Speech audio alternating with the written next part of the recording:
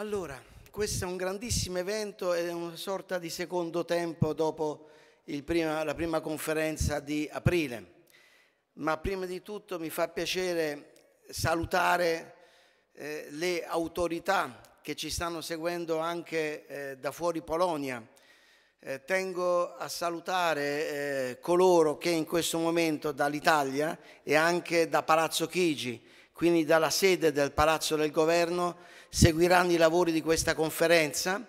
Saluto e ringrazio della loro presenza i presidi e i vicepresidi, i componenti anche delle Camere dell'Accademia Copernicana, e tengo a ringraziare tutti coloro che in questi giorni, in queste settimane hanno fatto un grandissimo lavoro per la riuscita di questa conferenza.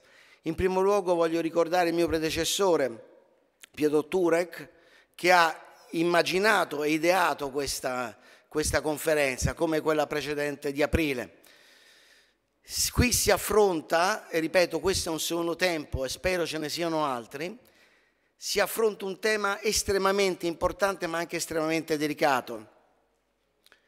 Già la stessa espressione intelligenza artificiale in qualche modo può creare qualche turbamento, perché andiamo a parlare di un qualcosa che incide sul cuore essenziale, fondamentale di un essere umano, la sua mente, la produzione di pensieri. E questo in qualche modo deve farci riflettere. So che sarò seguito da appunto esimi colleghi tecnici, accademici dall'Oriente all'Occidente, persone che stanno approfondendo in maniera molto particolare questo tema. Però consentitemi di invitare in qualche modo a una riflessione e alla prudenza.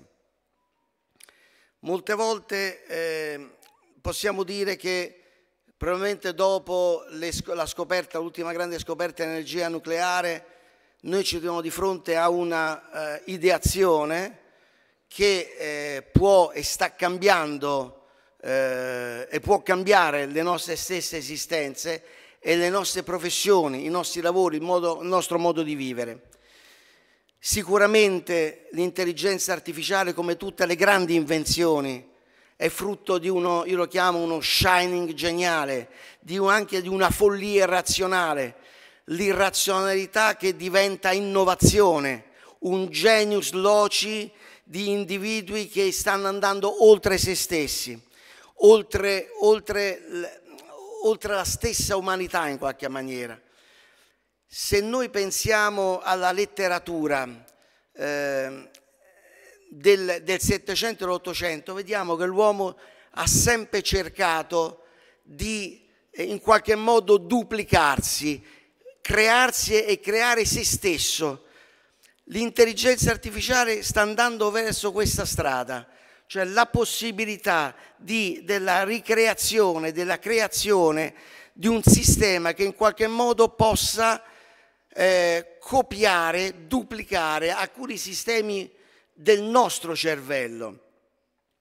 Per questo mi viene in mente Giordano Bruno quando dice la scienza serve per capire al meglio noi stessi, ma non per sostituirsi a noi stessi.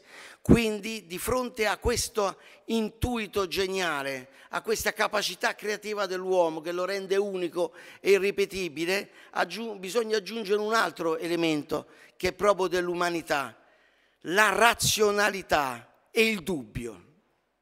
Da una parte c'è una volontà creativa che fa parte proprio dell'Homo sapiens, che probabilmente l'Homo sapiens include in se stesso anche l'Homo technologicus, perché è il suo sviluppo, ma nell'Homo sapiens c'è anche la capacità della ragione, della razionalità e quell'elemento fondamentale che è il dubbio.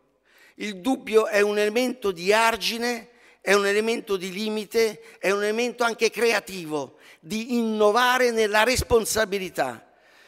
Se noi pensiamo allo stesso atto sull'intelligenza artificiale da poco varato dall'Unione Europea, lo scorso 21, dopo 3 anni di lavoro, lo scorso 21 maggio, l'elemento della responsabilità è fondamentale, perché noi stiamo gestendo e abbiamo in mano, e i colleghi e i relatori che mi seguiranno parleranno proprio di questo e anche di eventuali risvolti sia positivi ma anche, deduco, negativi,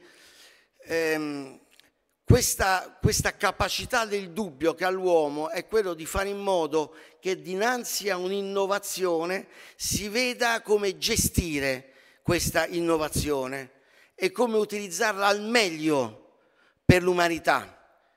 Una cosa che colpisce è sicuramente la necessità di una interdisciplinarità. Prima chi mi ha preceduto ha parlato di una grande conferenza internazionale che coinvolge più stati e più menti e ha parlato giustamente di una interdisciplinarità. Mai si è visto un argomento, un'intuizione umana che ha necessità di più menti, di più intelligenze, di più discipline e di più stati. E questo ne è un esempio, questa conferenza, la necessità di ascoltare le culture giuridiche, ingegneristiche, informatiche, tecniche, ma anche dobbiamo ascoltare le culture umanistiche, le culture linguistiche, perché abbiamo a che fare con una realtà talmente nuova che abbiamo necessità che più parti della terra siano coinvolte, più accademie, più professioni, che va dall'accademico al professore, al giurista, al magistrato, all'avvocato, ma anche al linguista, allo psicologo, perché dobbiamo coinvolgere più intelligenti possibile per capire come gestire al meglio questa innovazione dell'intelligenza artificiale. Faccio notare una cosa che mi ha colpito molto.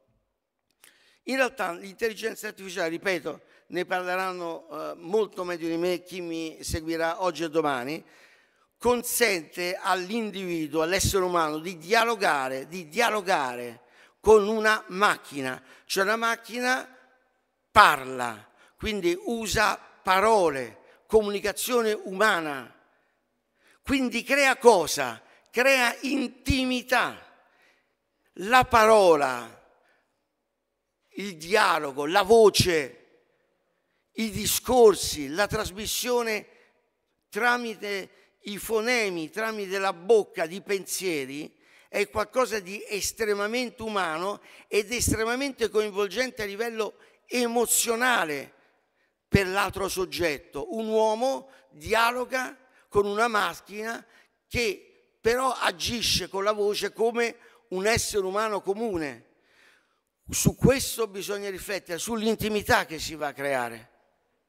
Su questo stanno anche studiando molto i linguisti, gli studiosi della psicologia di massa. Pensiamo al periodo che abbiamo passato del Covid e di quanta solitudine si è creata. E questa solitudine che ha bisogno di un dialogo e magari si accontenta anche di un dialogo con una macchina. Quindi la macchina può andarsi a sostituire con un essere umano. E prima di tacermi,